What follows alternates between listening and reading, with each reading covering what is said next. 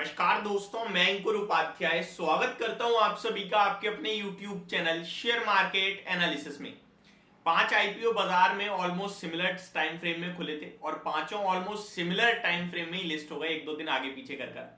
पांचों आईपीओ की बात की जाए तो सबसे शानदार रिस्पॉन्स टाटा टेक्नोलॉजीज को मिला था और सबसे शानदार प्रदर्शन भी उसी का रहा।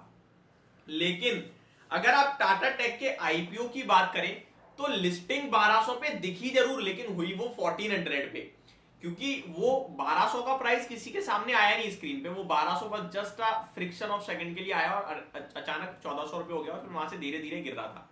अभी टाटा टेक के अगर आईपीओ का मैं प्राइस देख रहा हूं टाटा टेक का, तो 5.5% गिरकर 1240 रुपए पे ट्रेड कर रहा है। ऐसे में काफी सारे निवेशक ऐसे हैं जिन्होंने लिस्टिंग के बाद पैसा लगाया, लॉस में बैठे हैं, और काफी सारे निवेशक ऐसे भी होंगे जिन्होंने आईपीओ में अलॉटमेंट पाया है और अभी वो कंफ्यूज है, यार बुक कर लूं या फिर होल्ड करूं लॉन्ग टर्म के लिए। इनफैक्ट मेरे पास काफी कमेंट और काफी मैसेजेस भी आए हैं, तो इसी के ऊपर आप सभी के साथ इस वीडियो में बात करता हूं। चाहे आप गांधार ऑयल के आईपीओ की बात करो या फिर आप टाटा टेक, दोनों यहाँ 4-4, 5-5% नीचे देखने को मिल रहे हैं आप सभी को। देखिए यही सेम समय था 11:30 बजे का टाटा टेक के आईपीओ पे जब मैंने कल बात करी थी, और यही आज 11:30 बजे मैं आपके लिए अपडेट दे रहा हूं।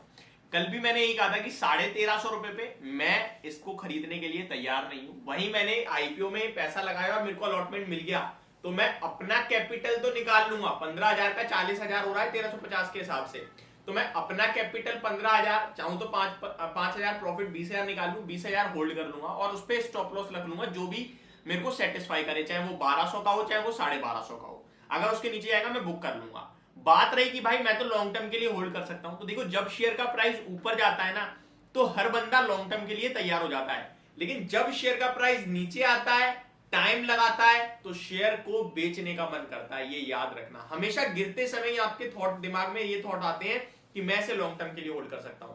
कभी गिरते समय नहीं आएगा ये थॉट, याद रखना।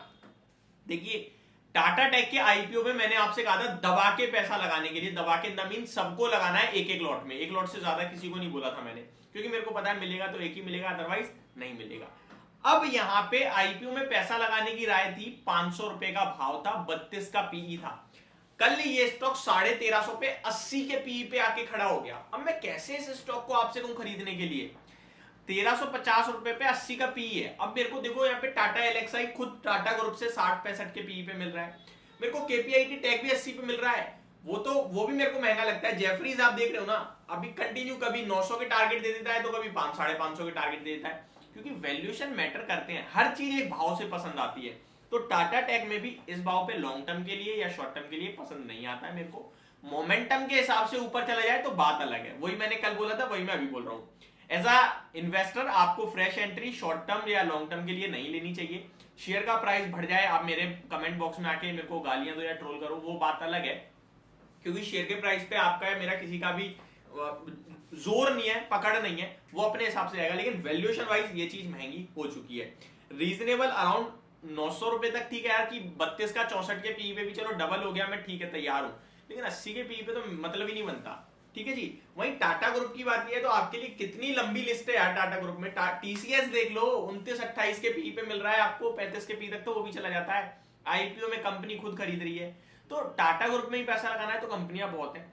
बट अगर आप बोलो टाटा टेक में इस भाव पे, तो मैं तैयार नहीं हूं, अभी भी तैयार नहीं हूं। अच्छा भाव जो होगा वो बताऊंगा आप सभी के साथ, बट अभी महंगा है। यहाँ से रिबाउंड कर सकता है, बाउंस बैक कर सकता है, ये मैं आपसे अभी भी कह रहा हूं, बट फ्रेश कैपिटल लगाने के लिए आपको रिस्क लेनी है, वो आप देख लेना। अब आते हैं अगले गांधार पे। देखिए गांधार, फ्लेयर राइटिंग, इरेडा और आपका एक फेडफिना, ये चारों आईपीओ ऐसे थे जिनकी लिस्टिंग अराउंड, फेडफिना को हटा दो, बचे हुए तीनों की लिस्टिंग में 20 से 22% के गेन्स दिख रहे थे और बाजार 25% तक के गेन्स मान के चल रहा था। लेकिन क्योंकि बाजार 19,900 से 20,300 पे आ गया, तो 400 पॉइंट निफ्टी बढ़ गई, तो उसका इंपैक्ट 10% सबको दे दो, तो 30% हो गए सबका प्रीमियम। लेकिन ये लिस्ट का हुआ है 100% प्रीमियम पे ऑलमोस्ट, तो ये ऑलरेडी बहुत भाग गए हैं, उम्मीद से ज्यादा, जितनी उम्मीद नहीं थी। तो मेरे को लगता है वो अब यहाँ पे करेक्शन का विषय बन रहा है। गांधार ऑयल भी 283-84 पे आ गया, कल 350 का हाई लगाया इस स्टॉक ने। तो जिन्होंने लिस्टिंग के बाद लगाया ना लालच में आके, वो बड़ा फंस गए हैं, उनके लिए चिंता का विषय बन गया। अब स्टॉप लॉस भी नहीं बनेगा क्योंकि चार्ट्स ही नहीं है ना, छोटे डाटा में अपने मन से तो स्टॉप लॉस ला नहीं सकता। अब कौन से लेवल से दूसरे लोगों को पसंद आएगा वो देखने वाली बात है। बट वही कहूंगा मार्केट बहुत बड़ा है, आप कहीं और ध्यान दीजिए। इन स्टॉक्स में लालच वालच करके पैसा मत लगाओ, फोमो के शिकार मत होना, फियर ऑफ मिसिंग आउट, यार लगा देता मिल जाता अब खरीद लूं। अब पैसा बनाना मुश्किल हो जाएगा इन आईपीओ में। और अगर आप देख रहे हो मार्केट में एक ही हवा चल रही है कि आईपीओ में पैसा लगाओ पैसा बनाओ, तो ये हवा भी अपने आप में एक बहुत गलत होता है। जब एक तरीके से सब एक ही चीज बोलने लगे ना तो नेगेटिव है, फोमो टाइप फीलिंग आ जाती है। तो मेरे को लगता है फ्रेश एंट्री नहीं, जिनको आईपीओ में अलॉटमेंट मिला वो एक स्टॉप लॉस रखें और होल्ड करें। होप आपको सारी चीजें समझ में आई होंगी। Thank you so much for watching this video. Have a great day guys.